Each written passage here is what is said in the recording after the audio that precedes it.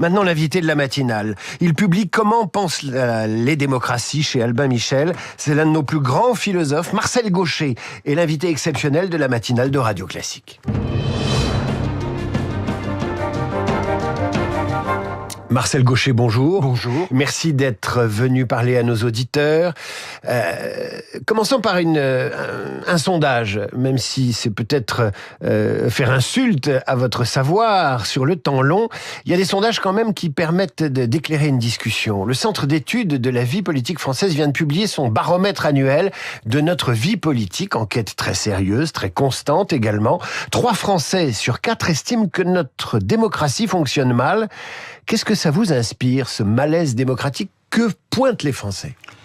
Cela met en lumière, en tout cas, une donnée qu'en un sens nous connaissons tous très bien, mais dont la portée souvent nous échappe, qui est que la démocratie ne peut fonctionner qu'à la confiance des citoyens envers les détenteurs du pouvoir. Et c'est ça qui paralyse la démocratie française, c'est l'absence de confiance, tout simplement, dans les gens qui nous gouvernent, quelles que soient leurs orientations politiques, ou quel que soit, d'ailleurs, je parle aussi bien des candidats à l'exercice du pouvoir que des gens en place.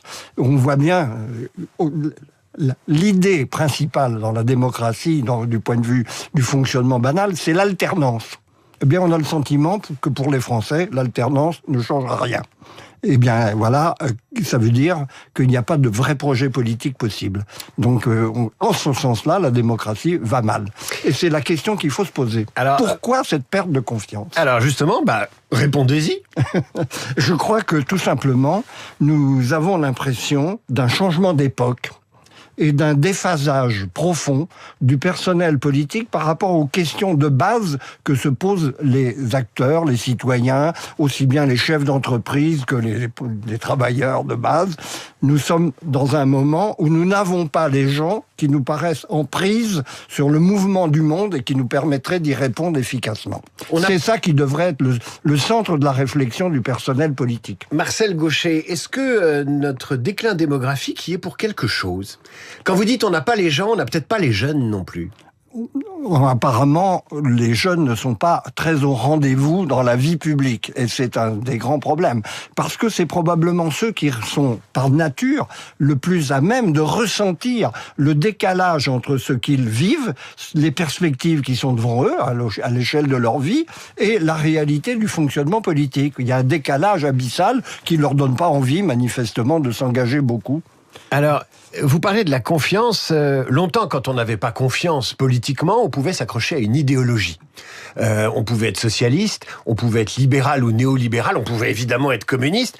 Que deviennent ces idéologies qui étaient un peu des barreaux d'échelle pour les citoyens? Si j'ai pas confiance dans la droite, je suis de gauche pour de 1000 raisons, et si j'ai pas confiance dans la gauche, je suis de droite. Les idéologies, c'était pratique quand même pour s'arrimer à ce cadre démocratique. Les grandes idéologies, c'est-à-dire celles qui se formulaient comme un corps de doctrine auquel on pouvait tout à fait se raccrocher intellectuellement, nous sommes passés dans une configuration tout à fait différente. Il y a une idéologie très hégémonique, mais qui ne se présente pas comme une grande idéologie, qui est tout simplement ce qui apparaît comme la règle de fonctionnement de nos sociétés. Sauf que c'est là où le problème se pose. Cette règle plus ou moins acceptée par tout le monde avec des variantes, et en décalage par rapport aux nécessités dont on pressent l'arrivée. Nous changeons de monde, tout simplement, et nous voyons que le discours à l'intérieur duquel tous les acteurs du système politique évoluent est à côté de cette réalité. Donc, nous allons vers un monde de réinvention idéologique, de retour d'une réflexion politique qui va probablement, à terme, c'est pas des choses qui se font en quelques mois, en quelques années, mais qui va en terme probablement changer profondément l'ambiance intellectuelle de la vie démocratique. Et ça vous plaît? Ça me paraît le rythme normal de l'histoire qui invente. Imaginez que nous sommes à la fin de l'histoire et que nous allons croutonner jusqu'à la fin des temps à l'intérieur de la même grille de lecture, ce serait un peu désespérant. Comment vous avez dit croutonner? Oui, bon, c'est un mot populaire. J'adore ce mot, on va croutonner. Bah non, on va pas croutonner. Mais on a quand même un sujet en Europe, c'est que il y a une crise de confiance, mais dans notre modèle européen dont on était si fier, qu'on a voulu exporter au moment de la colonisation, qu'on a voulu ensuite revendre au monde avec évidemment les droits de l'homme, la paix universelle, la Société des Nations, l'ONU, etc. Et puis là, on n'a plus confiance, et c'est peut-être ça qui nous chatouille le plus en vérité, c'est que l'Europe sait pas se réinventer. Non. Mais les institutions européennes telles qu'elles fonctionnent ne sont pas propices à la réinvention. Nous avons un système, disons, globalement bureaucratique, même s'il faut être prudent dans le maniement de ce genre de mots, qui n'est pas par nature un creuset intellectuel effervescent. Hein, c'est le moins qu'on puisse dire. Et qui plus est, l'Europe qui a été le centre de la modernité depuis qu'elle existe, depuis donc des siècles, qui était encore au moment de la guerre froide le lieu de l'affrontement Est-Ouest entre deux modèles, la démocratie et le totalitarisme soviétique, aujourd'hui est marginalisée par rapport à une redéfinition des forces à l'échelle du globe où nous apparaissons marginaux. Nous sommes marginaux et personne ne veut de notre modèle, en fait. On voit bien que les États-Unis sont passés dans quelque chose qui est très important. Il y avait un complexe américain à l'égard de l'Europe parce que c'est le complexe du fils à l'égard ou de la fille à l'égard du père. Et maintenant, disons carrément, pour eux, nous n'existons plus. Ils nous méprisent. Vous pensez qu'ils vont tuer le père? Nous tuer, non, mais passer ailleurs. Nous n'existons plus vraiment pour eux, si ce n'est à titre de marché, pendant qu'on a encore un peu de richesse. Mais nous ne représentons plus un lieu d'invention politique. Et ni d'invention technologique, ni d'invention des mœurs, ni d'invention culturelle. C'est un énorme changement dans ce rapport transatlantique. Ça pose un problème à l'Europe. Et l'Europe n'a pas pris la mesure de sa petitesse à l'échelle du monde. Il y a un chiffre très bête qu'il faut toujours rappeler pour comprendre ce qui se passe dans les têtes, même si on n'y réfléchit pas vraiment, on sait que ça existe. L'Occident, c'est-à-dire en gros les États-Unis, l'Europe, l'Amérique du Nord et l'Europe, c'est 1 milliard de personnes, en gros. Mais le reste du monde, qui devient de plus en plus présent, y compris sur notre sol, sous la forme de l'immigration, c'est 7 milliards de personnes. Le différentiel de puissance potentielle, quand on voit la montée en puissance de la Chine, de l'Inde, dont on ne parle pas beaucoup, 1,7 milliard d'habitants. Qu'est-ce que nous sommes à côté? Il y a une sorte de déphasage par des réalités, simplement même démographiques, par rapport à un état du monde qui demande un réajustement complet de nos attitudes. Marcel Gauchet publie Comment pensent les démocraties chez Albin Michel. Marcel Gauchet, ce déphasage, on le retrouve face à la sidération que nous inspirent les États-Unis. Pour ne prendre que cet exemple, l'allié de toujours, etc., etc. Il y a des gens qui disent mais les États-Unis sont dans une période pré-fasciste, et évidemment nous, les vieux démocrates, qui croutonnons, comme vous dites, dans nos valeurs. On n'arrive pas à comprendre ce qui arrive aux États-Unis. Pire, on en a peur. Faut-il en avoir peur de ce Donald Trump et de la trajectoire démocratique prise par les États-Unis? Alors, Donald Trump est effectivement très déconcertant par rapport à tous nos repères, mais personnellement, je ne suis pas inquiet sur l'avenir de la démocratie américaine parce que je crois que s'il y a un pays du monde où l'attachement des personnes à leur liberté individuelle et puissant, c'est là. Il y aurait beaucoup plus à craindre en Europe, à mon sens, qu'avec ces vieilles habitudes autoritaires qu'aux États-Unis. Je vous arrête un moment parce que c'est très important ce que vous dites. Un des critères fondamentaux pour les Américains de l'existence de la démocratie, c'est la liberté. Et en Europe, c'est quoi? C'est l'égalité. Oui, vous avez raison. Et je vous arrête là pour que vous développiez. Je pense que c'est deux univers totalement différents parce que l'égalité, par exemple, c'est le rôle de l'État.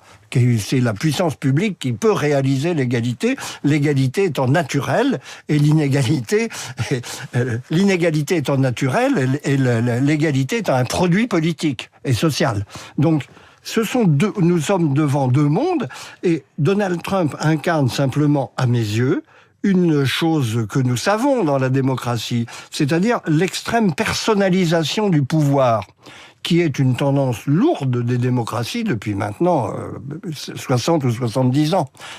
Eh bien, lui, il pousse la chose à l'extrême parce que non seulement il personnalise le pouvoir, mais il en fait en quelque sorte une affaire privée dans son exercice. Il reçoit tout le monde dans sa résidence secondaire, la terre entière défile dans son terrain de golf, il parle comme on parle au bistrot d'à côté, sans aucun après diplomatique, mais il faut bien voir que ça fait d'abord, il y a eu des précédents aux États-Unis dans le passé, donc il est dans une tradition américaine, avec y compris les grands changements de direction politique qui sont une des caractéristiques de l'histoire politique américaine, et il a ce côté privé qui parle, pas à tous les Américains, il y a une grande division politique aux États-Unis, mais qui parle à une partie des Américains qui se retrouvent dans ce style qui, pour nous, qui sommes très habitués à l'étiquette, au système de cours, à la prestance des pouvoirs, évidemment, c'est complètement déconcertant. Mais il faut apprendre. Si vous voyez Marcel Gauchet, je vous recommande la vidéo qui sera publiée sur Radio Classique. Voilà un intellectuel qui n'est pas inquiet de l'avenir, mais qui, au contraire, a soif de l'analyser et de penser le monde qui vient. Alors, est-ce que l'Europe sera capable de protéger son modèle ou au contraire doit-elle s'en défaire pour rester vivante ?